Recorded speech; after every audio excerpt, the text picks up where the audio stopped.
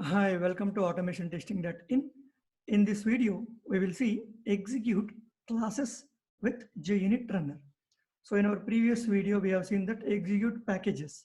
So the same way we can execute classes. So we'll see by taking an example. So let's go to Eclipse. You see that selected packages annotation is there. So I executed these two packages in the previous video. Okay. Now I want to control my test execution at class level, not at the package level. So for that also, you have at the rate selected classes. How we have packages, you have classes.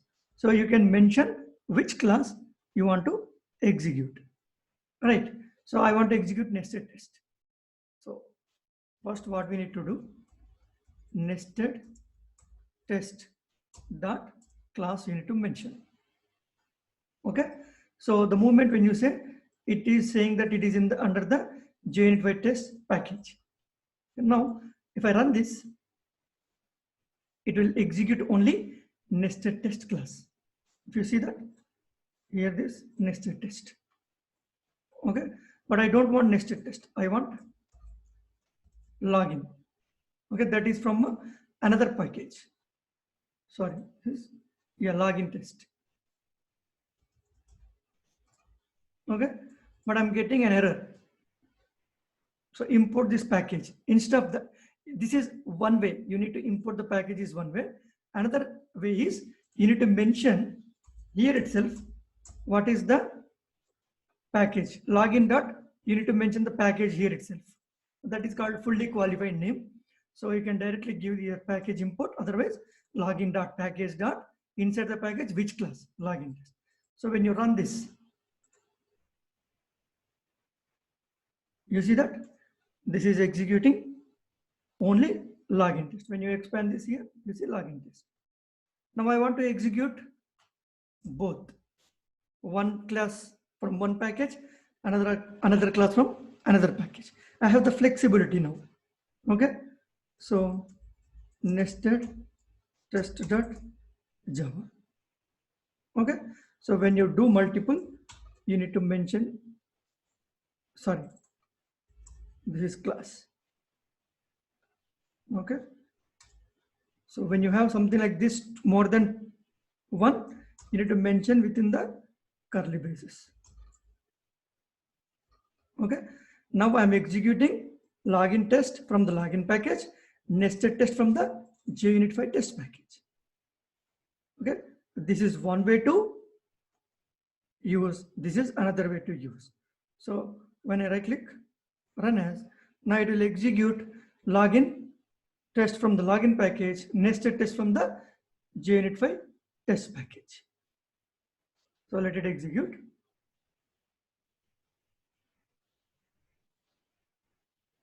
So this is very handy. You can choose which classes you want to execute. You see that when you come here, you see login test, nested test, both. But this is from login package, this is from JUnit test package. Okay, that is a flexibility that from where you want you can do. If you do not want to do like this, okay, so Control X, I'll remove this.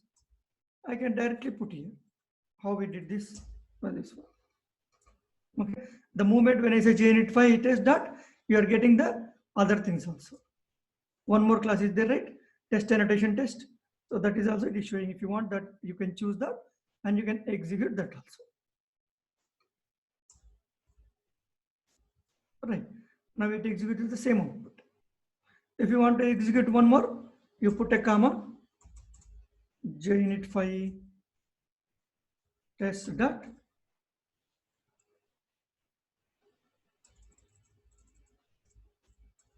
what is this? One more class we have, right? When you say test annotation test dot class. Now if you execute, I'm executing all the tests which I have. I have three classes, right? Two classes from one package, one class from another package. Now I'm executing all the tests. So you can choose which classes you want to execute. We have that flexibility using the test select classes. You see that when you expand this, You see login test, nested test, test annotation test. I'm executing all the tests.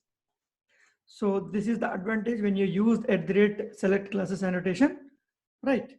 So this is all about executing classes using JUnit runner.